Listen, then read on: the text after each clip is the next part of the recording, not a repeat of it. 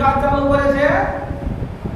হোসেন রাদিয়াল্লাহু তাআলা আনহুকে যারাই মেরেছে ওই শ্রেণীর লোকেরা হাই হোসেন করে স্লোগান দিচ্ছে, তাজিয়া করছে। হোসেন রাদিয়াল্লাহু তাআলা আনহু একজন ছিলেন, তার গোটা পৃথিবীতে কোটি কোটি কবর বানিয়ে পূজা হচ্ছে। ভাইরা, উমর ফারুককে ফজরের নামাজের ইমামতি করছেন। আবু লুলু একজন দুষ্ট লোক হযরত উমরের পেটে খঞ্জর ভরে দিয়েছিল, সেটার কোনো শোক পালন হলো না। হযরত আলী রাদিয়াল্লাহু তাআলা আনহু তখন উনি কুফাতে ছিলেন, উনি ফজরের নামাজ পড়তে যাচ্ছিলেন মসজিদে, দুষ্ট লোকেরা তার মাথায় আঘাত দিয়ে শহীদ করে দিল, তার শোক পালন হলো না। হোসেন থেকে কি এগুলো মর্মান্তিক ঘটনা নয়? এই হোসেনকে মেরেছে বলে এরা গোটা পৃথিবীতে শোক পালন করছে। এক শ্রেণীর লোকেরা আছে যাদেরকে বলা হয় শিয়া। এরা মুসলমানদের ভিতরে সব চাইতে নিকৃষ্টতম মুসলমান। ওদের কাজগুলো এত জঘন্য যে বলার না। তারা কি কাজ করে জানেন? এই মুহররমের 10 তারিখে কি করবে? একটা বড় বকরি বা ছাগল, খাসি হোক কিংবা ধাড়ি হোক, ওই বকরিটাকে নিয়ে খাম্বাতে কিংবা খুঁটিতে বাঁধবে, আর ওই দুষ্ট লোকেরা লাঠিতে মারবে। একটা আমলা কামড়, লাঠিতে মারবে, চাকুতে এইভাবে ঘোচাবে, ছোড়াতে এইভাবে ঘোচাবে। ওইভাবে সারাদিন ওই বকরিটা চিৎকার করে কান্না করবে, তবুও শয়তানের বাচ্চারা ওই কাজ ছাড়বে না। আলহামদুলিল্লাহ নাহমাদুহু ওয়া নাস্তাঈনুহু ওয়া নাস্তাগফিরুহু ওয়া না'উযু বিল্লাহি মিন শুরুরি আনফুসিনা ওয়া মিন সাইয়্যাতি আ'মালিনা। মান ইয়াহদিহিল্লাহু ফালা মুদিল্লা লাহু ওয়া মান يضلل فلا هادي له وأشهد أن لا إله إلا الله وحده لا شريك له وأشهد أن محمدا عبده ورسوله أما بعد فأعوذ بالله من الشيطان الرجيم بسم الله الرحمن الرحيم إن عدة الشهور عند الله 12 شهرا في كتاب الله يوم خلق السماوات والأرض منها 4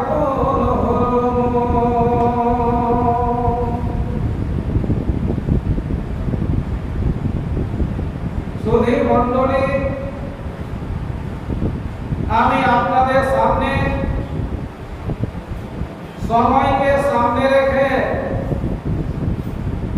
আল্লাহ পাকের পবিত্র কোরআন মাজিদে একটি সূরা, যে সূরাটি আছে সূরাতুত তাওবা, যে সূরা তাওবা একটি আয়াতের কিছুটা পাঠ করেছি বা পড়েছি। আল্লাহ রাব্বুল আলামিন সে আয়াতের টুকরো দ্বারা আমাদেরকে কি বলতে চান, কি শিক্ষা দিতে চান, আমাদের শিক্ষণীয় বিষয় কি আছে, তা আপনাদের সামনে কিছু আলোচনা করব মনে করেছি। ওয়া তৌফিকি ইল্লা বিল্লাহ।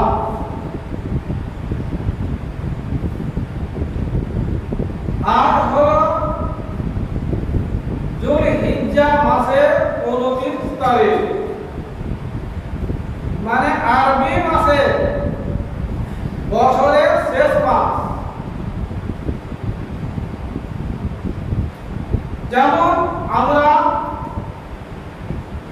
বাংলা সংলগ্নে বাস করছি, আমাদের ভাষা বাংলা, আমাদের পরিচয় মাসের দিক দিয়েও বাংলা মাসকে আমরা বেশি মানি। তো বাংলা মাসে বাংলা সালের প্রথম মাস হলো বৈশাখ মাস,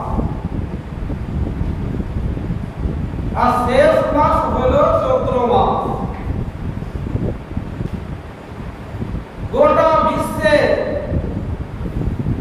এটা সব চাইতে প্রাধান্য ভাষা হলো ইংরেজি। ইংরেজি মাসের দিক দিয়ে প্রথম মাস হলো জানুয়ারি, আর শেষ মাস হলো ডিসেম্বর। অনুরূপ আরবি মাসের প্রথম মাস হলো মুহররমুল হারাম, আর শেষ মাস হলো যুলহিজ্জাতুল হারাম।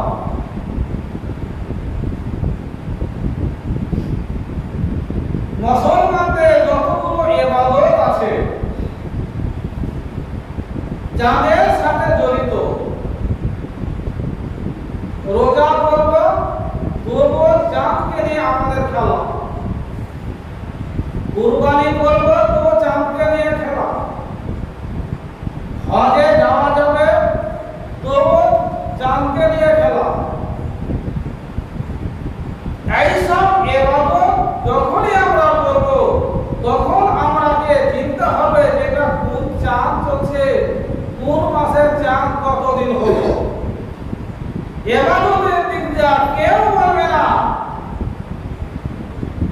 যে এটা হলো জানুয়ারি মাসে এত তারিখে বা জানুয়ারির প্রথম তারিখে রোজা হবে, কেউ বলবে না।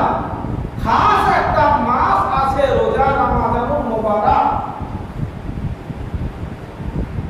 চাষিরা চাষ করবে, যেমন এখন চলছে শ্রাবণ মাস, এর আগে গেল আষাঢ় মাস, যে চাষিরা ধান বপন করবে, পাট জাম দিবে, চাষিদের তখন ধ্যান থাকবে পাট কেটে নিতে হবে। এটা শ্রাবণ মাস চলছে, আমাদেরকে ধান বপন করতে হবে, রুখতে হবে। তখন বলবে না চাষিরা যে চাঁদের এত তারিখ হলো বর্ষা হবে, কেউ বলবে না। তাই জানের মাসটা কখন থেকে চালু আছে, ইংরেজি মাসটা কখন থেকে চালু আছে, আর বাংলা মাস বাংলা সাল কখন থেকে চালু আছে। আল্লাহ রাব্বুল আলামিন পরিষ্কার ভাবে বলে দিচ্ছে, যেটা কোরআন মাজিদ আল্লাহ বলছে। কি বলছে?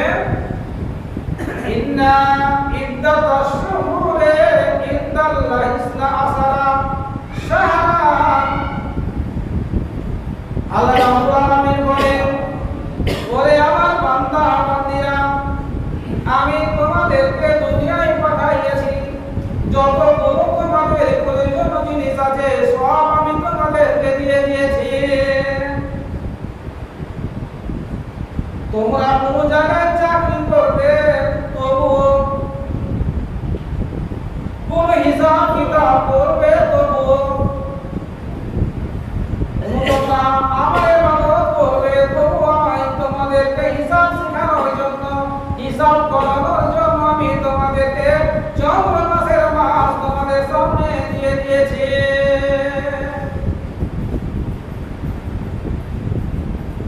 যাদের হিসাব, আমি কোন জায়গায় চাকরি করব, কতদিন আমার খাটনিটা হলো, সেটা হিসাব করে আমাকে বেতনটা দেওয়া হবে, আপনাকে বেতনটা দেওয়া হবে। আজকে চাঁদের কত তারিখ হলো, সব কিছু হিসাব কিতাব আল্লাহ রাব্বুল আলামিন আমাদেরকে পঙ্খানুপুঙ্খভাবে শিখিয়ে দিয়েছে।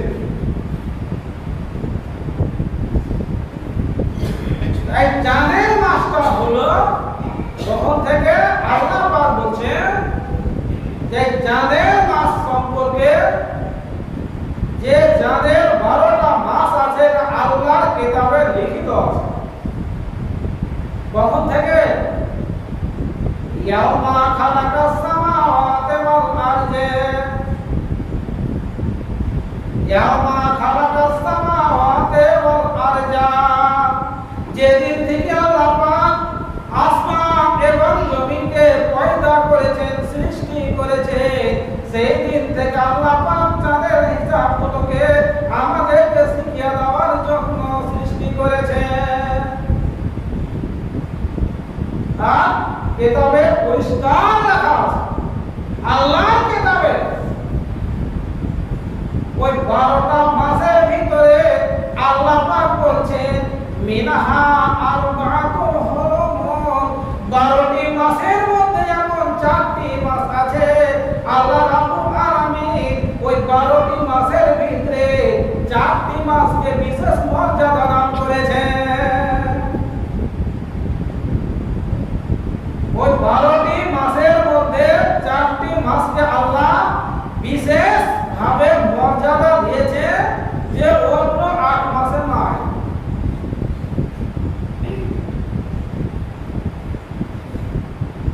যেমন আমরা কিছুদিন আগে কুরবানি করলাম, এই কুরবানিটা কিন্তু অন্য চাঁদে হবে না, হয়টা অন্য চাঁদে হবে না। এই আগামী কালকে চাঁদ উঠবে, চাঁদটার নাম হবে মুহররমুল হারাম। মুহররমে যা মর্যাদা আছে, মুহররমে যে আমাদেরকে দুটো রোজা করতে হয়, ওই রোজার যা মর্যাদা আছে, যা সম্মান আছে, অন্য মাসে কিন্তু না। আর খাস করে আল্লাহ পাক এই 4টি মাসকে বিশেষ মর্যাদা দান করেছেন, যে জাহেলাতের যুগেরাও, জাহেলাতের যুগের মানুষেরাও তারা এমন বর্বরতা যুগে পৌঁছে গেছিল যে ছোট কথাতে বড় কথা বলে দিত, সামান্য জিনিসে তারা মারকাট শুরু করে দিত। বিশেষ করে 4টি মাসে ওই বর্বরতা যুগের লোকেরা, জাহেলাতের যুগের লোকেরা কাপড় কাতার ঝগড়া ঝাঁটি সব বাদ করে দিল। জাহেলাতের যুগেরা এই মাসগুলোর মর্যাদা বুঝত, কিন্তু আমরা শেষ নবীর উম্মাহ, আমরা মুসলমানের বাচ্চা হয়ে কোন দিনের মর্যাদা বুঝলাম না, মাসেরই মর্যাদা বুঝলাম। আজ হলো জুমার দিন, জুমার দিনে কি কি আমাদের সম্মান আছে, মর্যাদা আছে, সেটাও আমরা বুঝতে পারলাম না। এক একটা চাঁদের আল্লাহ পাক কি মর্যাদা দিতেন সেটাও বুঝতে পারলাম না, কিন্তু জাহেলাতের যুগে লোকেরা বুঝতো। যারা সামান্য কথাতে মারকাট করতো, রাহাজানি করতো, চিন্তাই করতো, তারা কিন্তু ওই 4টি মাসে করতো। ওই 4টি মাস হলো পরস্পর 3টি মাস আছে, যেটা চলছে এখনো, আরেকটা দিন বাকি আছে, এটা হলো যুলহিজ্জাতুল হারাম, তার আগে গেছে যুলকাদাতুল হারাম, আর আগামী কালকে চাঁদ উঠবে যেটা, এটা হলো মুহররমুল হারাম। আরেকটা 2-1 মাস যে একটা আসবে শাবান মাসের আগে মাসটা রাজাবুল মুরাজ্জাব বা রাজাবুল হারাম। এই 4টা মাস হলো হুরমাতের মাস, এই 4টি মাস হলো মর্যাদার মাস। এই মাসগুলো কবে থেকে আছে? যেদিন আল্লাহ পাক আসমান জমিনকে সৃষ্টি করেছেন তখন থেকে আছে। আর এটা ইংরেজি মাস, এর গণনা হলো ঈসা আলাইহিস সালামের যুগ থেকে। আর তার আগে কোন মাসের নামও ছিল না। তারা তো জানেন মাসগুলো হলো বুঝতো কিনা, জানুয়ারি, ফেব্রুয়ারি ইংরেজি মাস, ইংরেজি সাল, তারও বুঝতো না, আর বাংলা তো তখন ছিলই না। ঈসা আলাইহিসসালামের জন্ম থেকে বা যুগ থেকে এই ইংরেজি মাসগুলো সালগুলো চালু হয়েছে। আর এই বাংলা মাসগুলো নবী সাহেবের হিজরতের কয়েক বছর পরে চালু হয়েছে এই বাংলা মাসগুলো। আর চাঁদের মাস এইগুলো ছিল আগে থেকে, কিন্তু কেউ গণনা করতো না, ইতিহাসে পাওয়া যায় না। এই গণনা শুরু হলো নবী সাহেবের হিজরত থেকে, যাকে আমরা আরবি সালে বলি এত হিজরি হলো। তবু এই গণনা ইজাদ করেছেন উমর ফারুক রাদিয়াল্লাহু তাআলা আনহু। তো এই মাসগুলোতে আমাদের কি করণীয় আছে? খাস করে যেটা আগামী কালকে চাঁদ উঠবে মুহররমুল হারাম, মানে আশুরায়ে মুহররম, আশুরায়ে মুহররম ও আমাদের করণীয়। আশুরা মানে হলো 10 তারিখ, আর মুহররম মানে মুহররম একটা মাসের নাম। মুহররম মাসের 10 তারিখে আমাদের করণীয় কি? আর মুহররমের 10 তারিখ বাকি। যেমন আমরা যুলহিজ্জা মাসের 10 তারিখে কুরবানি করলাম, জিলহিজ মাসের খাস করে কুরবানির দিন আল্লাহর নিকটে সবচাইতে মর্যাদাবান। আর মুহররম মাসের 10 তারিখে আমাদের কি করণীয় আছে ইনশাআল্লাহ একের পর এক বলবো। আর এই মুসলমানেরা এই মুহররমের মাসে 10 তারিখে কি করছে?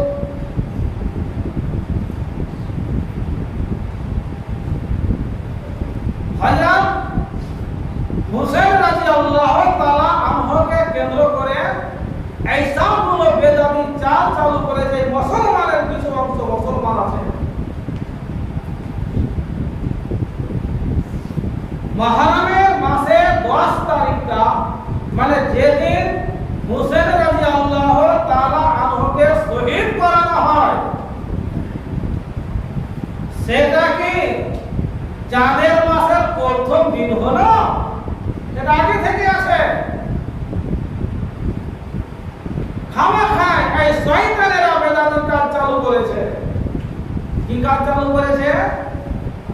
হুসাইন রাদিয়াল্লাহু তাআলা আনহুকে যারাই মেরেছে ওই শ্রেণীর লোকেরা হাই হুসেন করে স্লোগান দিচ্ছে, তাজিয়া করছে। হুসাইন রাদিয়াল্লাহু তাআলা আনহু একজন ছিলেন, তার গোটা পৃথিবীতে কোটি কোটি কবর বানিয়ে পূজা হচ্ছে। কে করেছে? কোন গায়র মুসলিম করেছে? কোন বেধর্মী করেছে? করেছে এই মুসলমানের, যাদের মধ্যে এক ধরনের মুসলমান আছে। সেই দিন আমাদের কি করণীয় আছে সেটা আমাদেরকে জানতে হবে, আমাদের ইতিহাস জানতে হবে। আগে ঘটনাটা কি ঘটেছিল?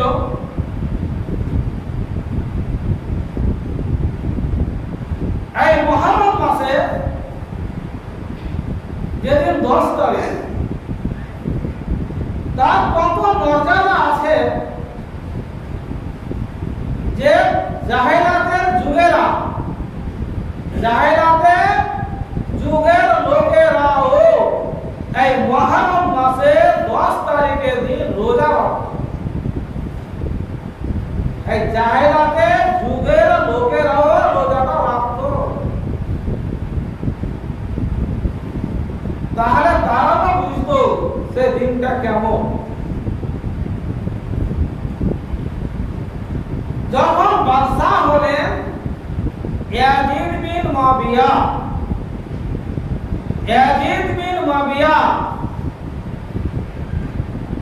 তখন মোটামুটি সাহাবায়ে কেরামের মধ্যে 60-70 জন বেঁচে ছিলেন। চারজন সাহাবী বাদ দিয়ে সবাই বাইত করেছিলেন ইয়াজিদের হাতে। চারজন বাইত করেননি শুধু আব্দুল্লাহ বিন উমার, মানে উমার ফারুকের ছেলে আব্দুল্লাহ বিন আব্বাস, নবী সাহেবের আপন চাচাতো ভাই বা শালীর বেটা।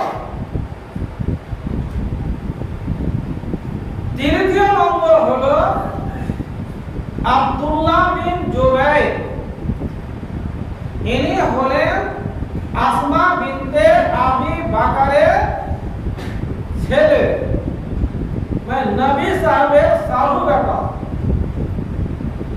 চতুর্থ নম্বর হলেন হুসাইন রাদিয়াল্লাহু তাআলা আনহু। এই চারজন বায়েত তখন পর্যন্ত করেননি, পরে দুজন করেছিলেন। বাকি থাকলো হুসাইন রাদিয়াল্লাহু তাআলা আনহু আর আব্দুল্লাহ বিন জুবাইর।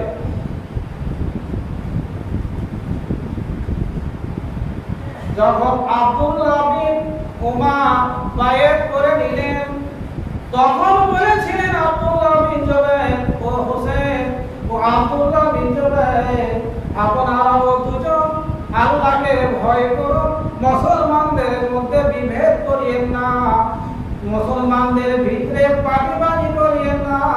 আপনারা দুজন অতি সত্তর ইয়াজিদের হাতে বায়াত করে নেন।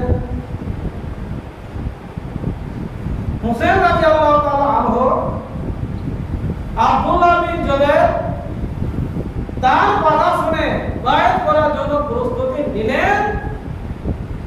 ইতিমধ্যে দুজনে মদিনা থেকে চলে গেলেন মক্কা। আর মক্কা যেমন দুজন চলে গেলেন, আর খাস করে হুসাইন রাদিয়াল্লাহু তাআলা আনহু যখন মদিনা মক্কা চলে গেলেন, তখন চিঠির উপরে চিঠি আসতে লাগলো কুফা থেকে। কুফাতে একজন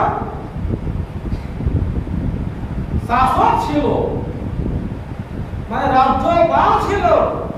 সে রাজ্যপালের কর্মসূচি দেখে তাদেরকে ভালো লাগতো না।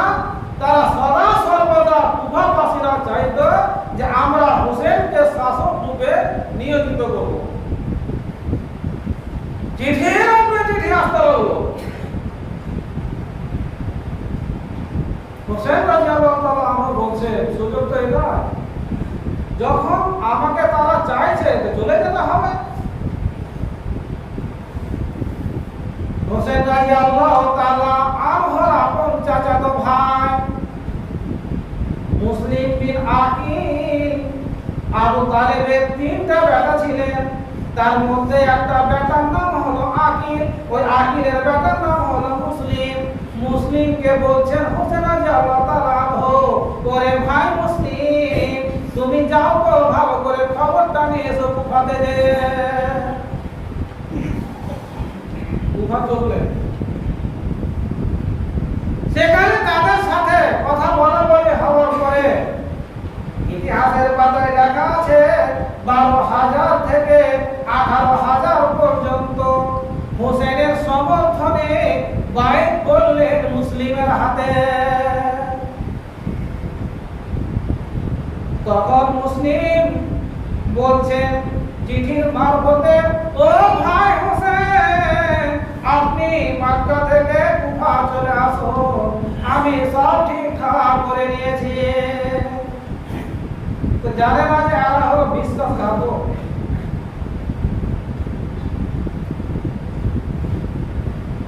তখন শুনতে পেলেন কে? হোসেন। হোসেন রাদিয়াল্লাহু তাআলা আনহু এই কথা শুনে হজের একদিন আগে মক্কা থেকে বাইর হচ্ছেন কুফার দিকে। আর এই সব কাজগুলো শুনতে পেয়েছে ওই কুফাকে রাজ্যপাল। সে রাজ্যপাল তখন ছিল কে? নুমান বিন বাসির। নুমান বিন বাসির বলছেন, যে এই কুফা নগরী জনগণের ডাকে হোসেন রাদিয়াল্লাহু তাআলা আসছে, আমি তো এখানকার শাসক হিসাবে আছি, তাহলে তো যুদ্ধ হয়ে যাবে। আর আমি কেমন করে হোসেনের শরীরে আঘাত করব, আমি কেমন করে আমি জনগণকে খেপিয়ে দেব? নোমান বিন বাসির বলছে আমার দ্বারাই কাজ করা হবে না। লোকদের ধমকে, লোকদের ভয়ে নোমান বিন বাসির বলছে, ও কুফার জনগণেরা, আমার পথে দরকার নাই, আমি পথ থেকে চলে গেলাম, পথ থেকে হটে গেলাম। কুফার জনগণরা বলছে এর দ্বারাই কাজ হবে না, কাকে বলতে হবে? ওই আইনটা তুলে রাখতে হবে। বাসরার একজন শাসক ছিল, সে দুষ্ট পাপাচার জালেম শাসক, তার নাম হলো ওবাইদুল্লাহ বিন জিয়াদ।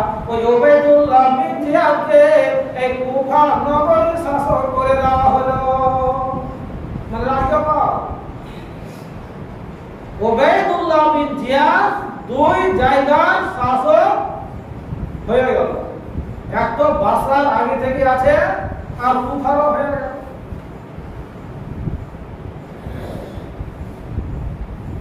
এবার যেতে যেতে যেতে ওবাইদুল্লাহ বিন জিয়াদ একজন সেনাপতিকে পাঠিয়েছিলেন যে তার পথ অবরোধ করো, গুফায় ঢুকতে দেওয়া হবে না। আমির বিন সাদ বিন আবি ওয়াক্কাস উনি কি ছিলেন? সেনাপতি ছিলেন। তার সৈন্য দিয়ে হোসেন রাদিয়াল্লাহু তাআলা আনহু আর তার সাথে যতগুলো লোক গেছিলেন সবাইকে আটক করে দিলেন। তখন বলেছিলেন হোসেন রাদিয়াল্লাহু তাআলা আনহু, কি বলেছিলেন?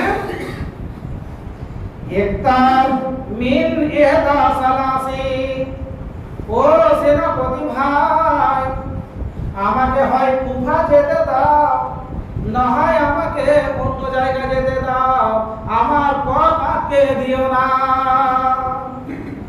সেনাপতি বলছেন, ভাই রে, আমি একজনের অধীনে আছি, আমার কিছু করার নাই, আমি ওই রাজ্যপালের একজন অধীনে আছি, তার কথা মতো আমাকে চলতে হবে। ভাই রে, ভাই হোসেন, আপনাকে এখান থেকে এক পা আগুতে যেতে দেওয়া হবে না। তখন হোসেন রাদিয়াল্লাহু তাআলা আনহু বলেছিলেন, ইফতার মিন আহাদা সালাসিন, ও ভাইজান, আমার তিনটা প্রস্তাব আছে, এই তিনটা প্রস্তাবের ভিতরে একটাকে মানতে হবে। এক নম্বর হলো কি, ইম্মা আন উলহিকা বিসিগারিন মিন সুকুরি, তিনটা কাজের ভিতরে, তিনটা জায়গার ভিতরে, তিনটা কথার মধ্যে একটা কথা তোমাকে মানতে হবে। ভাই, কি করতে হবে? ইম্মা আন আরজিআ ইলাল মদিনাতে, আমি যে মদিনা থেকে তোমাদের কাছে এসেছি, আমাকে আমার মদিনা যেতে দেওয়া হোক। একটা কথা হলো, ওয়া ইম্মা আন আজআ বিয়াদি ফিয়াদে ইয়াজিদ ইবনে মুআবিয়া, আমি যে মুআবিয়ার হাতে বাইত করিনি, আমি যে মুআবিয়া বিন ইয়াজিদকে যে আমি সমর্থন করিনি, আমি ভোট দিনি, আমাকে এখন ভোট দেবার আমাকে সময় দেওয়া হোক। দ্বিতীয় নম্বর কি হলো, যে আমাকে এমন জায়গায় যেতে দেওয়া হোক যে আমি ওখানে বসবাস করব।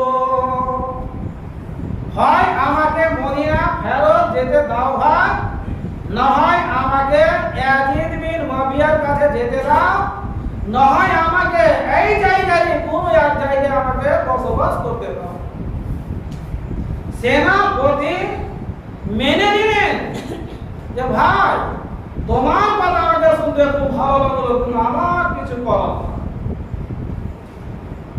ওই পাথর দিলের মানুষটা, তার মানে ওবাইদুল্লাহ বিন জিয়াদ বলছে যে না না, তাকে ইয়াজিদ বিন মুআবিয়ার কাছে যেতে দেওয়া হবে না, তাকে মদিনা ফেরত যেতে দেওয়া হবে না, তাকে কুফা নগরীর ভিতরে কোনো জায়গায় জায়গা দেওয়া হবে না।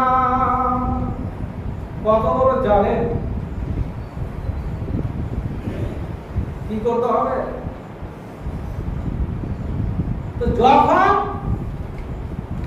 হুসাইন রাদিয়াল্লাহু তাআলা আনহু উনি মক্কা থেকে কুফা আসছিলেন, বড় বড় সাহাবায়ে কেরামেরা এটাই কথা বলেছিলেন যে ভাই তুমি যেও না। আব্দুল্লাহ বিন আব্বাস বাধা দিচ্ছেন, আব্দুল্লাহ বিন উমর বাধা দিচ্ছেন। যখন এই বাধা না শুনেও পুটলি পাটলি বসিয়ে নিয়েছেন, বাইর হয়ে যাচ্ছেন, আব্দুল্লাহ বিন উমর তার গলায় ধরে ধরে বুকে জড়িয়ে অঝর নয়নে কাঁদছেন আর বলছেন ভাই রে তুমি চলে যাচ্ছ। আমি বারবার বলছি ভাই জান আপনি চলে যাচ্ছেন। কি বলছেন? আস্তাউদিরুকা আল্লাহ মিনকা দিনী। আমি উমরের বেটা আব্দুল্লাহ বিন উমর বলছি ভাইজান আমি তোমাকে বিদায় জানাচ্ছি। একটা নিহত লাশ বলে আমি তোমাকে জমে দিলাম, সফর করে দিলাম আল্লাহর হাতে। তুমি একটা শহীদ হয়ে এখান থেকে বিদায় হয়ে যাচ্ছ। জ্ঞানের কথা বলে হোসেনকে তুমি মানলেন। শেষখানে আবু বকরের ছেলে আব্দুর রহমান উনি বলছে, কি বলছে যে ভাই যেও না। তারা বিশ্বাসঘাতকতা, তাদের কোনো গ্যারান্টি নাই ভাই রে। যারা ডাকছে ওরাই তোমাকে মরল করে দেবে, শহীদ করে দিবে। যেও না ভাই। কে কার কথা শুনবে? হোসেন রাদিয়াল্লাহু তাআলা আনহু উনি চলে গেলেন, তাদের কথাকে উপেক্ষা করে চলে গেলেন। আর সেখানে পথ অবরোধ হয়ে গেল। কি মর্মান্তিক ঘটনা! এই হুসেনের শাহাদাত নিয়ে গোটা পৃথিবীতে কত ধরনের বেদাতি কাজ চালু হয়েছে যে বলার নয়। যেমন হুসেন রাদিয়াল্লাহু তাআলা আনহুকে ওই সাহাবায়ে কেরামেরা খাস করে আব্দুল্লাহ বিন আব্বাস, আব্দুল্লাহ বিন জুবাইর, আব্দুল্লাহ বিন উমর, তারপরে আব্দুর রহমান বিন আবু বকর, এই সাহাবায়ে কেরামেরা বলেছিলেন ও ভাই মদিনা থেকে বা মক্কা থেকে কুফা যাও না। আর যদি যাও তাহলে তুমি সন্তান আদি মেয়ে ছেলে নিয়ে যেও না। কারণ উসমান গনি রাদিয়াল্লাহু তাআলা আনহুকে ওই শ্রেণীর লোকেরা মেরেছিল। 83 বছরের বুড়া একটা মানুষকে এমন ভাবে মর্মান্তিক ভাবে হত্যা করেছিল যে বলার নাই। উসমান রাদিয়াল্লাহু তাআলা আনহু সন্তান আদির স্ত্রীর সামনে উনি কোরআন পাঠ করছেন, আর ওই মুহূর্তে ওই বিদ্রোহীরা, ওই দুষ্ট লোকেরা, ওই মাস্তানেরা, ওই গুন্ডারা ওই সমাজে ছোড়া চালিয়ে দিয়েছিল। কাকে? উসমান রাদিয়াল্লাহু তাআলা আনহুকে। বলছেন ও ভাই হুসেন রে তোমাকে এত বাধা দেওয়ার পর তুমি আমাদের বাধা শুনছো না। একটু তুমি খেয়াল করে দেখো উসমান গনির দিকে, যে উসমান গনিকে এই জাতেরা এই মুসলমানদের ভিতরে কিছু দুষ্ট মুসলমানেরা হয়তো উসমান এত জলিলুল কাদার সাহাবী যে বলা নাই। একটা 83 বছরের বুড়া মানুষটাকে কোরআন উনি পড়ছেন, কোরআন পড়তে পড়তে যে ছড়া চালিয়ে দিয়েছিল। আর তার ছেলেরা, তার স্ত্রীগুলো দেখছে যে আমার স্বামীকে হত্যা করে দেওয়া হয়েছে। এই বলছে হোসেন ভাই তুমি যদি আমাদের বাধাটা না শোনো তাহলে তুমি যদি যাও তোমাকে যদি যেতে হয় তাহলে তোমার স্ত্রীকে নিয়ে যেও না তোমার সন্তান আদিকে নিয়ে যেও না তুমি একাই চলে যাও।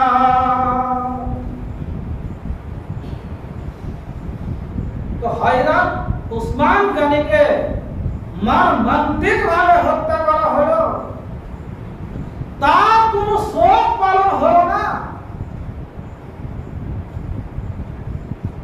হযরত উমর ফারুককে ফজরের নামাজের ইমামতি করছেন আবু লুলু, একজন দুষ্ট লোক হযরত উমরের পেটে খঞ্জর ভরে দিয়েছিল, সেটার কোনো শোক পালন হলো না। হযরত আলী রাদিয়াল্লাহু তাআলা আনহু তখন উনি কুফাতে ছিলেন, উনি ফজরের নামাজ পড়তে যাচ্ছিলেন মসজিদে, দুষ্ট লোকেরা তার মাথায় আঘাত দিয়ে শহীদ করে দিল, তার শোক পালন হলো না। হোসেন থেকে কি এগুলো মর্মান্তিক ঘটনা নয়? এই হোসেনকে মেরেছে বলে এরা গোটা পৃথিবীতে শোক পালন করছে।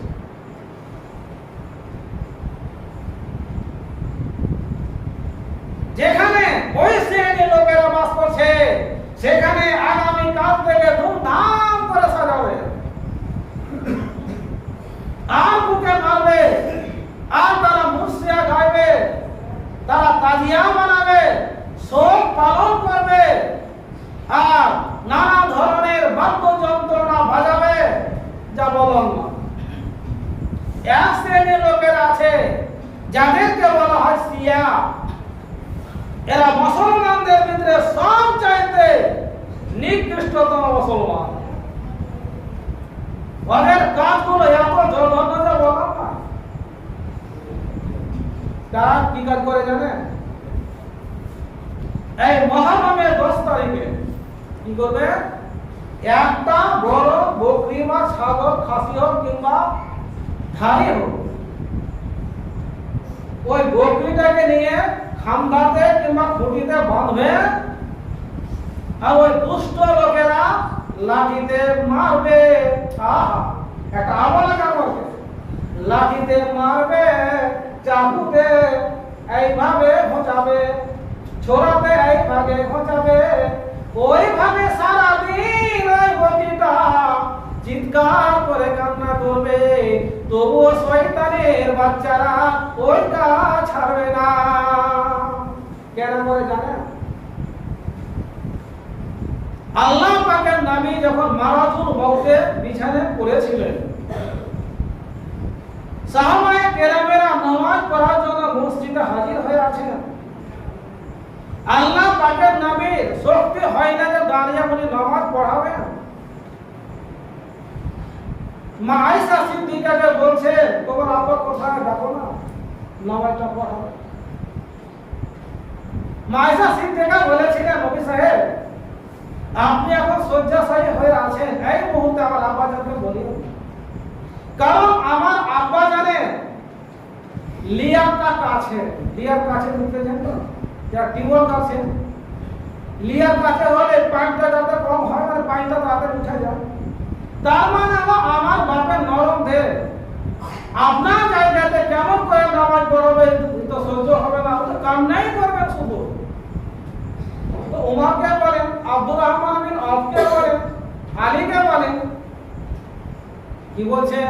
ও আয়েশা রে, আমি যেটা বলছি সেটা তুমি শোনো, তোমার আব্বা জানকে ডাকো, সে ইমামতি করে নামাজ পড়াবে। ওই নামাজ পড়াবে। নবী সাহেবের মরার পরে উনি খলিফা নিযুক্ত হলেন, মানে প্রধানমন্ত্রী হলেন। এই জন্য শিয়াদের রাগ, সেখানে ইমামতি করত আলী, আলীর জায়গাতে জোর করে আবু বকর ইমামতি করলেন। খামাখা একটা কথা মনে বাড়িয়ে দিচ্ছে। এই কারণে শোক পালন করছে কার? আলীর। যে আমাদের আলী হতেন ইমাম, তার জায়গাটা দিলেন আবু বকর সিদ্দিককে। এই জন্য খামাকে ওই ছাগলটাকে কষ্ট দিছে। আর যারা শোকের দিনে, যেমন হোসেনের শোকের জন্য মুর্শিয়া গাইছে, চুলগুলো ছিঁড়ছে, বুকে মারছে, বুকে চাকু কিংবা বেরেট দিয়ে তারি মদ খেয়ে শুধু মেরে চলে যাচ্ছে বুকে আর পিঠে, আর গোটা শরীর দিয়ে রক্ত ঝরে চলে যাচ্ছে। ওরা মনে হচ্ছে আমরা নেকির কাজই করছি। নবীজি আমার বলেছেন, মান জারামাল খুদুতা ওয়া সাক্কাল জুয়ুবা। ওরে আমার উম্মতগণ শুনে না, শোকের দিনে শোক বুঝেন না, মনে করেন আপনার মা কিংবা বাবা, ছেলে যাই হোক কেউ মারা গেল, এই শোকে মারা গেল, শোকের জন্য কান্না করতে করতে কে কাপড় ছিঁড়ে ফেলে, কে মাথার চুলগুলো ছিঁড়ে ফেলে, কে খেপির মতন হয়ে যায়। এইভাবে যারা শোকের দিনে মান জারামাল খুদুদা, যারা এই শোকের দিনে কি করে, এই গালে থাপ্পড় মারে আর কি বলে, মান জারামাল খুদুদা ওয়া সাক্কাল জুয়ুবা, কাপড়গুলোকে ছিঁড়ে ফেলে দেয়।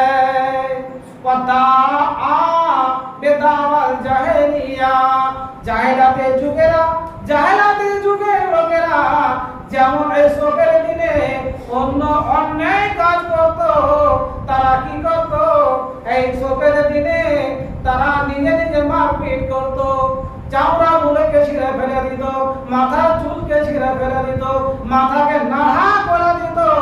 যেমন গায়ের মুসলিমেরা তারা একটা ক্রিয়া বলে উৎসব করে, ওই ধরনের কথা নবীজি আমার বলেছেন। শোকের দিনে যদি তারা কি করে, থাপড়ায় কিংবা গরিবান কিংবা পাঞ্জাবি পাজামা কাপড় চোপড়কে ছিঁড়ে ফেলে দেয়, কিংবা জাহেলাতের যুগের লোকদের মতো যদি কাজ করে, কিংবা তারা মাথাকে নাড়া করে দেয়, নবীজি আমার বলেছেন ফালাইসা মিন্না, ওই শ্রেণীর লোকেরা আমার উম্মত নহে।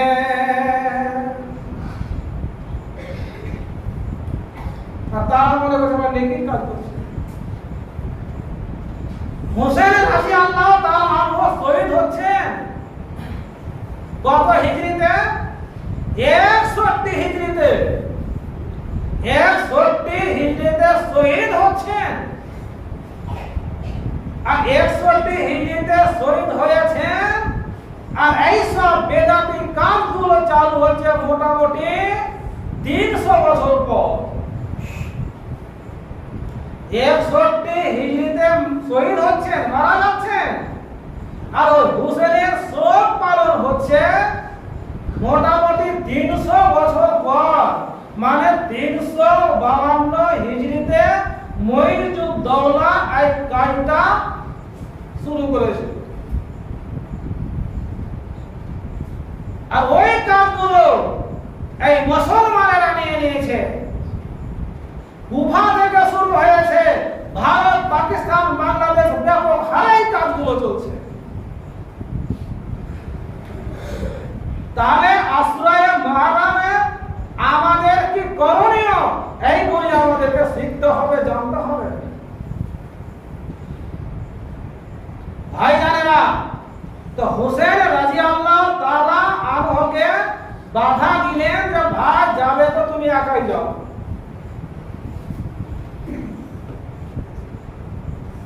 তিনি শুনলেন না, নিজের সন্তান আদি বাল বাচ্চা সবকে নিয়ে চলে গেলেন। তুফ অঞ্চলে কারবালার প্রান্তরে যখন অবরোধ করা হলো হোসেনকে, মর্মান্তিক ভাবে অবরোধ করার পরে কি করছে জানেন?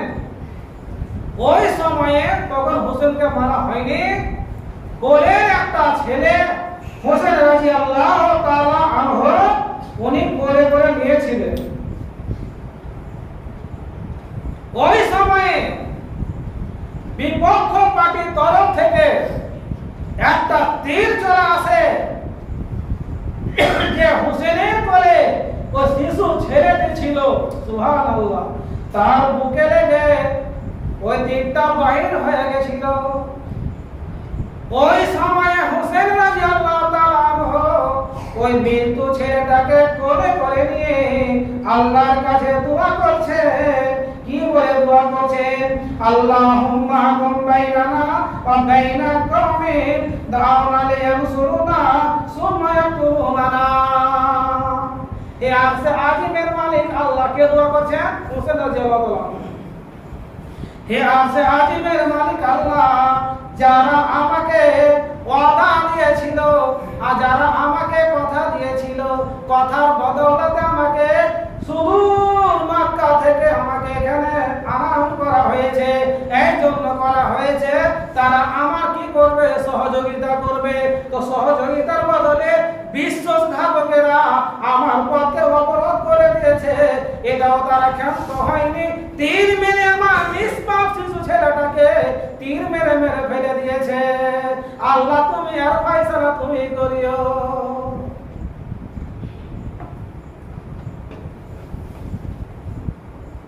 তারপরে যুদ্ধ শুরু হয়ে গেল। যুদ্ধ শুরু হওয়ার পরে এবার হুসেনের পালা যাবে কথা। মোটামুটি 23 জন হুসেনের পরিবার সেদিন মারা গেছিলেন। মর্মান্তিক ভাবে শহীদ করা হয়েছিল কাকে? হুসেনকে। হুসেনকে শহীদ করে দেওয়া কথা। তো হুসেনকে শহীদ করার পরে কারবালার প্রান্তরে গলা থেকে পা পর্যন্ত এই লাশটা কারবালার প্রান্তরে ছিল।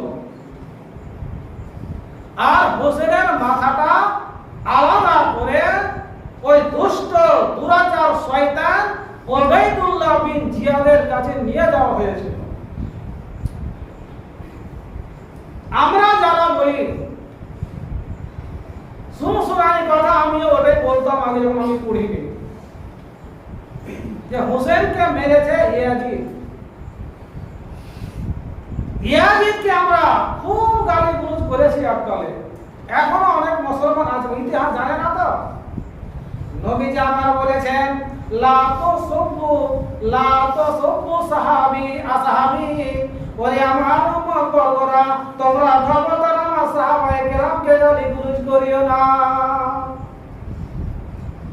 আর ইয়াজিদ হলেন একজন যোগ্য সাহাবা। সময় শেষ হয়ে যাচ্ছে, বেশি বলছি না। তো ইয়াজিদ কিন্তু হুসেনকে মারতে বলেননি, মেরেছে কে? Ubaidullah bin Ziyad. Ubaidullah bin Ziyad এই দুষ্ট মেরেছিল। তারপরে ক্ষান্ত হয়নি, কি করেছিল জানেন? তার সৈন্যরা হোসেন রাদিয়াল্লাহু তাআলা আনহুর মাথাটাকে নিয়ে তার পায়ের তলে রেখে দিয়েছিল। কার? হোসেনের। কত বড় বেইজ্জত করেছে ওই শয়তানেরা। সে সময়ে ওই উবাইদুল্লাহ বিন জিয়াদের হাতে একটা কঞ্চি ছিল কিংবা লাঠি ছিল। ওই লাঠিতে উবাইদুল্লাহ বিন জিয়াদ তার নাকে, তার গালে, তার কপালে এই ঠক ঠক ঠক ঠক ঠক ঠক করে মারছে। কেউ কিছু বলার সাহস পায় না। ওই জায়গাতে ছিলেন নবী কুল শিরোমণি মুহাম্মদুর রাসূলুল্লাহ সাল্লাল্লাহু আলাইহি সাল্লামের 1 নম্বর খাদেম হযরত আনাস রাদিয়াল্লাহু তাআলা আনহু উপস্থিত ছিলেন। উনি বলছেন, ওরে শয়তান, ওরে উবাইদুল্লাহ বিন জিয়াদ, এত তুমি একে মর্মান্তিক ভাবে হত্যা করেছো, তাও ছেড়ে দাওনি। তার লাশ থেকে তার মাথাকে আলাদা করে দিয়েছো, তাও তুমি ক্ষান্ত হওনি। ওরে শয়তান, ওই মাথাটাকে নিয়ে তোমার পায়ের তলে রেখে তাকে গঞ্জিতে ঠক ঠক করে মারছো, এখনো কি তোর রাগ কমেনি? ওরে শয়তান, কি বলছেন হযরত আনাস রাদিয়াল্লাহু তাআলা আনহু, ইরফা এরফা কাজী বাঁকা, ওরে শয়তান, যে কঞ্চিতে যে লাঠিতে তুমি হোসেনের মাথাতে, হোসেনের গালে, হোসেনের চোখে, হোসেনের কপালে, হোসেনের নাকে তুমি মারছো, তুমি এই কঞ্চিটা উঠিয়ে নাও। কারণ আমার সহ্য হয় না রে ওবাইদুল্লাহ বিন জিয়াদ, যেখানে তুমি মারছো ওই জায়গাতে নবী কোন শিরোমণি আমার নবী মুহাম্মদ রাসূলুল্লাহ সাল্লাল্লাহু আলাইহি সাল্লাম কতবার যে চুমা দিয়েছে, আর ওকে তুমি মারছো, একটু দয়া মায়া হয় না? আর সেই গ্রুপের লোক শোক মানাচ্ছে আজকে, এমন ভাবে শোক মানাচ্ছে যে বলুন না। তার মা যদি মারা যায় শোক মানাবে না, তার ছেলে যদি মারা যায় শোক মানাবে না, তার যদি স্ত্রী মারা যায় শোক মানাবে না, শোক মানাচ্ছে কার? হোসেনের। গোটা পৃথিবীতে লক্ষ লক্ষ হোসেনের কবর আছে, আর ওই কবর তারা পূজা করছে। নবীজি আমার বলেছেন কি জানেন? মান জারা কবরা, মান জারা কবরা বেলা মাকবুরি, যারা কবরকে জিয়ারত করে, যারা কবরকে পূজা পাঠ করে, বেলা মাকবুরি, শুধু ওই মাটি উঁচু করে দেওয়া হয়েছে, আসলে কবরের ভিতরে কিছু না। হোসেনের কবর আছে কারবলার প্রান্তরে, আর এই দক্ষিণ বীরভূমে চলে যান, কত জায়গায় কবর পাবেন হোসেনের। নবীজি আমার বলেছেন ওই কবরকে পূজা করে। ওই কবরকে পূজা করা কেমন? নবীজি আমার বলেছেন কাআন্নামা আবাদাস সানামা, ওই কবরকে পূজা মানে হলো প্রতিমা পূজা করা, কোন মূর্তিকে পূজা করা, কোন দেব-দেবীকে পূজা করা, কোন পাথরকে পূজা করার মতো। তাই মুসলমানেরা এমন ভাবে শোক করছে, কান্না করতে করতে করতে থামতে না পেরে নকল হোসেনের কবরকে সিজদা করছে। এটা শোক করা হলো? ভাইজানেরা, সময় শেষ হয়ে গেছে, ইনশাআল্লাহ এর পরিবর্তন হবে। আরো হোসেনের কিছু থাকলো এবং আমাদের মহরমে কি করণীয় আছে, ওই রোজাগুলো করলে কি হবে ইনশাআল্লাহ আগামী জুমাতে ইনশাআল্লাহ বলে দেবো। ওয়া মা আলাইনা ইল্লাল বালাগ।